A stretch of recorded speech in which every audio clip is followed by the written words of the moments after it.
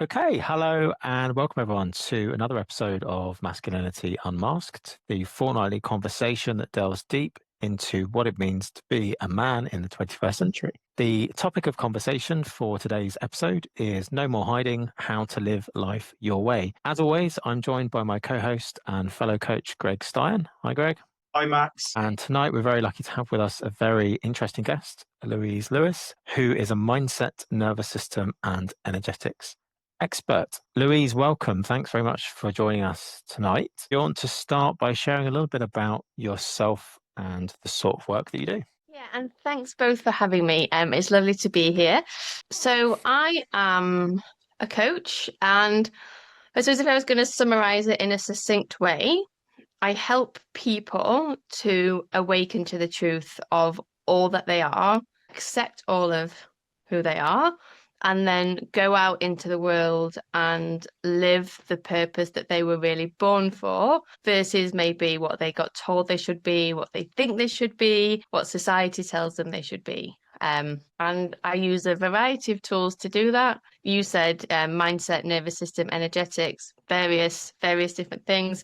But essentially, it's about how do you get to a place where you love and accept all of yourself and then feel safe to put all of that into the world to make the difference that you were uniquely here to do. Yeah. That's amazing. We're going to delve into all of that, or attempt to delve into as much of that as possible in the chat today. And I know you've got a really interesting story of sort of how you went from hiding yourself to doing life your way. And so perhaps it's a good place to start is your personal story, if you're happy to share. Yeah. So I guess a key point for me was, so I trained and worked as a tax lawyer for 10 years. Worked in London, into the corporate ranks. It's all of those sort of traditional boxes of success. And in September 2018, I took a month's annual leave because I was really, really struggling, but was not quite yet prepared to say that I wasn't okay. So I took all of my annual leave in one go and was then subsequently signed off work with stress and never went back. In the bin signed off work with stress, very much perfectionistic led, I made this promise to myself that I was going to do whatever it took so I never felt that bad again. And what I didn't realize at that point was what that was going to look like. So alongside training to be a coach, and I thought I was going to be the traditional goal setting career coach, I started doing my own work and discovering more about myself. I had a coach that kept recommending trauma books to me. I was like, why does she keep recommending trauma books to me? Because I've never had any trauma. I was like, maybe it's for my clients. I don't really know. And then time passed and I realized that there'd just been a lot going on in my life that had deeply, deeply impacted me. And the more I unraveled that, the more I realized I was, in fact, not here to be a traditional career coach because it's the stuff that goes on underneath the surface for people that really interests me and that I want to work with. And then over the last 7 years, there's been a real evolution of my work and my healing, spiritual awakening, which I now kind of see the burnout as. The burnout has been like this catalyst of it's time to wake up, love, what you're doing, which has led me to here. Wow. Louise, what a powerful story. And thanks so much for sharing. There's one thing that I really picked up on, as we got to know each other through the week, as we talked before the podcast, as you talked about how you help your clients and your story, is this idea of conformity. Where there's a psychological pressure to align with norms or authority. Is this the idea, the concept behind your witches approach? I want to know more about that. Tell me more about where the idea come from, how it fits in with your coaching. Yeah, so at the start of this year, I started talking a lot more about returning to the natural place, about witches, about the fact that I think we're kind of all witches. And really sharing more of that side of myself, which had been hidden for a long time, also from myself, right? Because it feels like a scary thing to talk about. But for me, if I take a step back and look at all of the ways that we are controlled, and we're told that success looks like a very intellectual, cognitive, mind-based path of work hard at school, go to university, study things, do as you're told, don't question authority, go into the workplace, play by the rules. If you want to succeed and be promoted, you have to play the political game. You have to do all of these different things. And it never quite sat right with me. And so the more of this work that I've done, the more I've opened up to a spiritual side, witchy side, the more I think that when we move away from these layers of the rule book that gets handed to us and connect back into what I see as everybody's natural place, where we're intuitive, we've got these psychic gifts, things come through differently for different people. And we realize that we are so much more powerful than the systems and the conformity and the control suggest. We then get to this space of really recognizing, okay, I'm here for something that looks different. And I think so much of why this informs my work is there's so many people in these corporate jobs outwardly looking incredibly successful, doing arguably incredible things, getting paid a lot of money, but they kind of feel a bit dead and unfulfilled inside because they're not doing what they came here to do, because what they came here to do doesn't fit in that conformist societal systemic model of this is what you're supposed to do. This is how you're supposed to live your life. I know you're desperate there, Max, to jump in and ask a question for that, so I'll leave the floor to you. As I say, we've jumped straight in there in the deep end with conversations about witches and people. Well, I couldn't wait. I couldn't wait. Just to add a bit of context for those that are listening. So just before we came on, we were having a conversation around the work that Louise was just talking about there. And I imagine people listening in may hear the term witch and then switch off. This episode isn't for me. This can't relate to anything that's being said here. So just rewinding, when we're talking about the term witch, and they've done sort of explanation of the work that you do, what exactly is it that you are referring to? How would you define what a modern day witch is for those that are listening? Okay. Yeah, and so this is going to differ for everyone, right? But my personal definition of a witch, when I think about witches, it is a person, and it can be a male or a female, who is connected to their body, right? Most of us, the way we live our lives, we spend all of our time in our heads. We're deeply disconnected from our body and the body wisdom, okay? And that might be from unresolved trauma or nervous system dysregulation or whatever it is. And so for me, a witch is someone who is connected into their body, feels connected to nature. I've got crystals and stuff in the background. They may feel connected to things like crystals, but it's like natural things. They might pay attention to what's going on with the moon or with astrology. But it's very much, for me, just this returning to the natural place of how we were supposed to live our lives. How we were naturally born and designed to live our lives and what is available to us in that place. Because if I get a feeling or a sense that I can't cognitively explain, well, if I'm disconnected from my body, I'm not going to get that feeling and that sense to begin with. But if I'm not really in tune with my body, I'm not going to be able to pay attention to it and hear and understand that. And so then I'm so cut off from the full extent of the wisdom that's available to me because I'm only in my mind. And so it's about that deeper connection to all that is. And that probably also has a spiritual element, whether that connection is to nature and the seasons and the moon, whether it's more the spirit world, whether it's a god, whether it's universe, like whatever that looks like.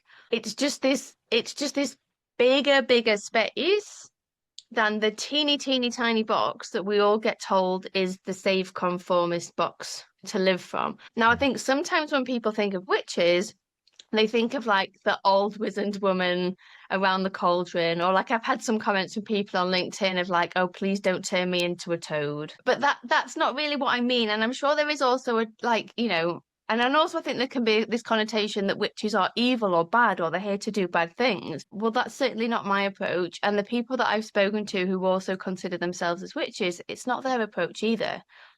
It's really about how do we use everything that's available to us. And that might also look like manifestation, which is far more simple, right? That's not some kind of like magical thing.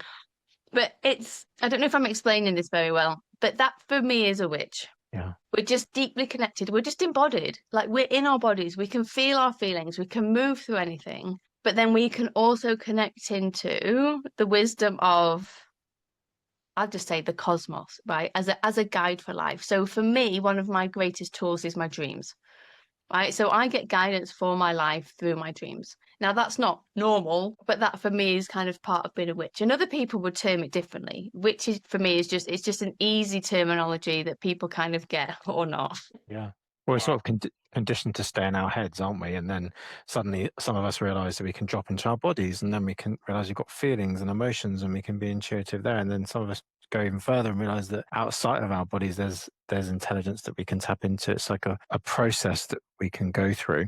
And I guess it's the end, sort of towards the end stage of that journeying, isn't it? To realize that actually we're not in this just vehicle. There is other stuff that we can tap into, this intelligence that can guide us on. Yeah, and that's going to look different for everyone. But for me, it definitely was a journey like that, you know. So if I go back to 2018, there was a director in the office that used to talk about the fact that we all needed better boundaries. And I was like, what is this lady on about with boundaries? So 2018, I don't know what boundaries are. I start seeing a therapist. I start doing some coaching. The therapist talks about the fact that my family is very dysfunctional and that's not healthy. So that starts to unravel some of that. And then I look into childhood trauma.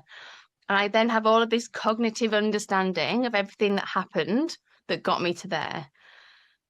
I didn't feel very much different. It was like, well, I understand it all now, but like my patterns aren't changing. I'm still ostensibly the same person. And then I discovered nervous system work and body work.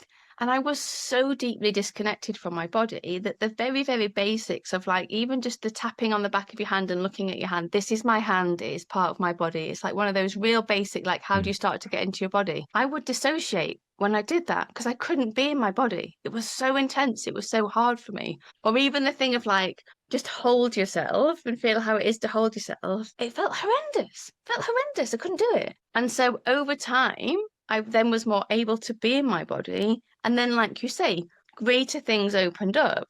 But I did a retreat last year or a couple of years ago with the coach that I started working with at 19 and said to her, well, I've always been quite spiritually curious. And she laughed. She was like, you have not been spiritually curious. She was like, you were one of the most spiritually closed off people that I have ever worked with. So it's very much been an evolution as my nervous system became more regulated, as I was more able to feel, I was able to be more connected to my body. This other stuff opened up. It wasn't like one day all of a sudden I left law and then this happened. I think that does happen to some people, that they talk about the dark night of the soul. But for me, it was a much more progressive experience that if you'd said to me 7 years ago, you're going to be sitting on a podcast talking about witches, I'd have laughed in your face. I absolutely love that. And I love the witches concept and the being spiritual around it. There's one thing that we were talking about before we come on, and I think it'd be a good topic to address. There's something going on. Me and Max speak to guests every other week, and there's a common theme. I know I coined it, or it's been coined as the Great Awakening, but it's much more than that. There's something going on. And that makes me think about witches. Where I live in Essex, we're not far from Froggershaw. It's where, you know, one of the most famous witch trials were. Yeah. And I was telling you about Ergot, where Ergot, you know, had hallucinogenic aspects to it. And was that a Great Awakening? Are we going through something similar now? DMT, you know, we were talking about a frog venom before we come on. Are people become more interested in this? Are we going through something similar? Because what happened after the witch trials was the silencing, post-Salem reckoning, dogma, authority, you know. So Louise, I know you love conspiracies. What's going on? Tell us more about that. Is there a Great Awakening? Is this something to do with it?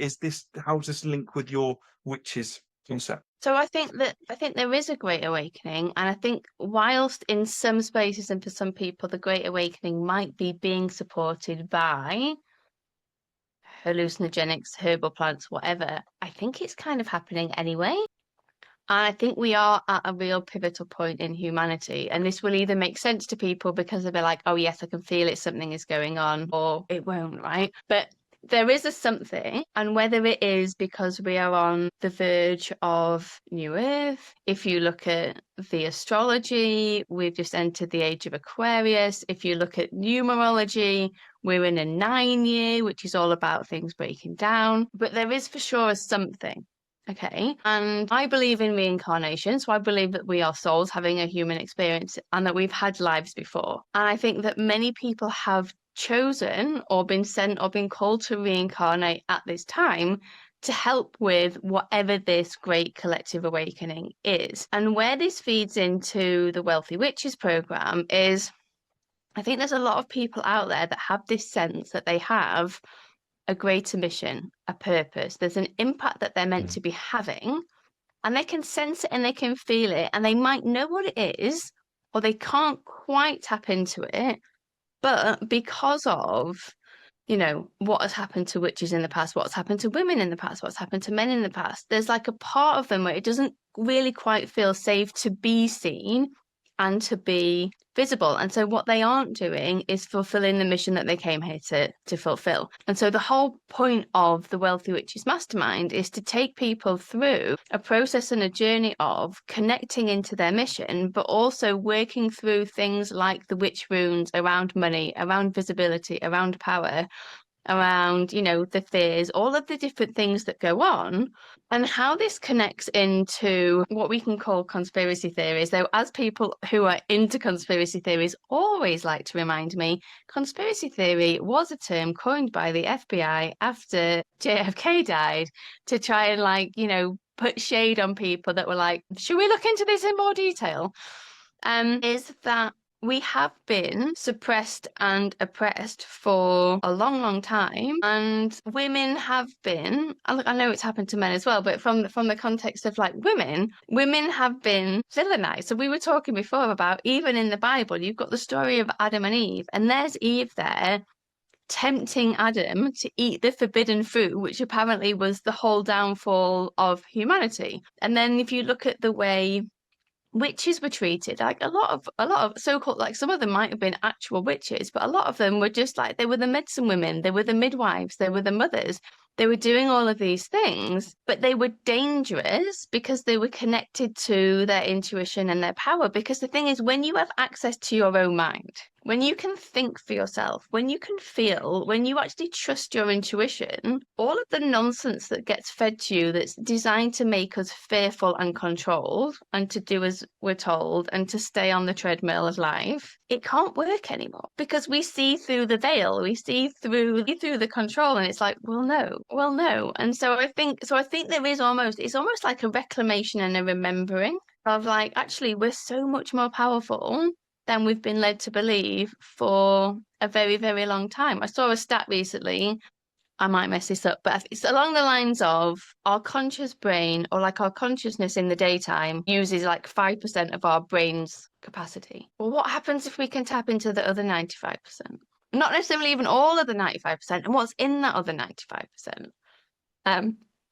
So that's really what a lot of this is about. It's that reclamation, it's that remembering, it's that pushing away all of the societal systems and norms, and we can call it a conspiracy theory. Someone said to me on my podcast recently, the greatest conspiracy that there is that we've been made to forget how powerful we are. And I believe that. I love that. I can see Max in deep thought there. Wow. That was so powerful. And that interesting thought about we've forgotten something. I know I was questioning you about Egypt, and we spoke about that to a few other guests. So I love that. There has been something forgotten for sure. And we are much more powerful than we ever know. But Louise, thank you for sharing that. That was amazing. Max, what's your thoughts on that? Yeah, I think it's, we come back to a topic, right?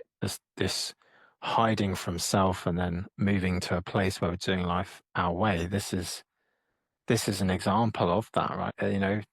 Even declaring spirituality or interest in the things that you've been talking about, Louise, it is a taboo in a lot of quarters still. And that's the challenge, right? We're not taught this stuff at school. We're not taught that it's okay to explore beyond what we're given. And I think looking at all of this from that macro level, that's what we're saying here, right? We're given all these scripts, we're giving all this conditioning, we're giving all this stuff to digest and embody. But actually, we're never taught to question. And it takes a pain point for most of us to reach that realization that actually, like you said, lifting the veil back, there's more to this than we've been told. And that can be quite a scary journey to go on.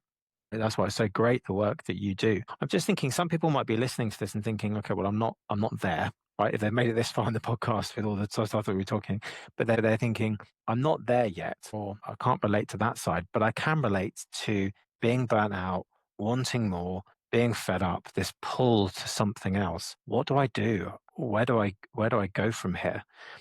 There's people along the journey, right? So I'm just thinking of those people that are at the beginning of that journey. What would be your sort of advice to them? Great question. And I think and wherever you are in the journey, I think it's also really important just to say that it's so important to honor yourself where you are.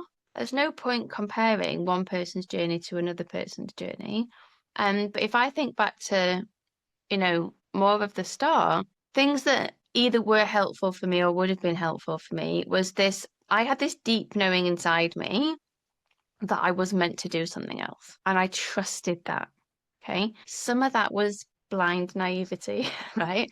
But I knew inside that there was something else that I was meant to be doing. And so if you have that feeling, it's about trusting that, I would say, and then starting to follow the nudges. Now, I obviously was not following body-based nudges back then because I was disconnected from my body. But I knew, for example, in the work that I did, that the bit I enjoyed the most was working with people, right? And helping the team to flourish. And then I just happened to have a conversation with my sister one day who had a coach, and she said, well, what about coaching? And so it's being curious when you start to have these conversations, when you start to look at, okay, well, what is it that I enjoy? And even that in and of itself at that point can be so, so challenging, because for many, many people, and I know because I was one of them, you don't know what you enjoy and you don't even know who you are because you've given your entire life to work or something else. And you've kind of chipped away at who you are over the years. And so it's really getting back to that place of also starting to question, well, what is it that I enjoy?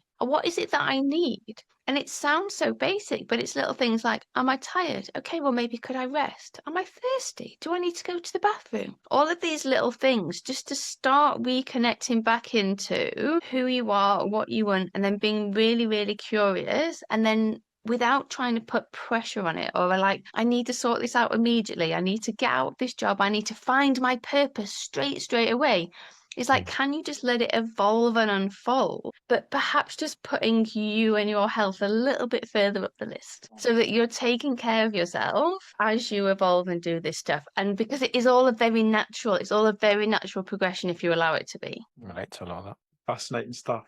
I'm desperate to know more about the witches, Max, but I might hold that for a different conversation. It sounds like, like you talked about going back to thinking about the root causes of this, like a root cause analysis. That's a good place I start with all of the clients that I work with as well, for a deep reflection. Is there a way that you would do it? Is there like an method that you would use for this sort of like root cause analysis?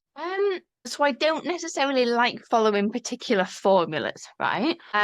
So for me, it's more about just getting to understand the person. And then maybe this is just kind of my witchy side. I can tell the root cause very, very quickly. Like, so for me, I call it a core wound. My core wound is I'm difficult to love and I'm hard to be around and I'm unlovable, right? And so many of my life choices were built around trying to either make sure other people didn't realize that I was unlovable or difficult to love, or trying to prove my worth and my right to exist to feel good enough, right? And a lot of people have got similar core wounds or underlying things going on. So there isn't necessarily like, go and look at this app or do this other thing. But again, I think it's just be curious. But I think we know, like a lot of people are like, my dad couldn't love me, so my mum couldn't love me, or like they've been like their parents have divorced. And so there's this stuff going on in the underneath of like, I'm just not good enough. I wasn't good enough for them to stay around or whatever it was. But it always generally comes down to, I'm not enough. This part of me is bad. This part of me is wrong. I've been told that this part of me is bad and wrong. So I need to push this thing down. I need to hide this thing. And I need to then create this persona of myself that is going to be palatable to the world. So Gabor Mate talks about the conflict between authenticity and attachment. So who is my authentic self versus who do I need to be in order to be accepted by others? But I actually don't know if this is a gift that I have or if it's just really obvious for other people. But for me, it just becomes very apparent very quickly. But one of the things that I've been told is because I'm so open and real and raw and vulnerable in my work, people feel very safe then to just open up to me straight away. So it doesn't take a long time to get to the root cause. There's so much power in that modeling of vulnerability, isn't there? When we've lived masked for so long, to model that vulnerability, that space for people to be. I can relate to that with receiving coaching therapy myself, but also offering coaching to others, providing that space. There's a lot of power in that. So there's so much we could delve into and talk about a lot more today. It's been a really interesting chat. We've gone in lots of different directions with it. Is there any final takeaways that you would want to offer the listeners, Louise?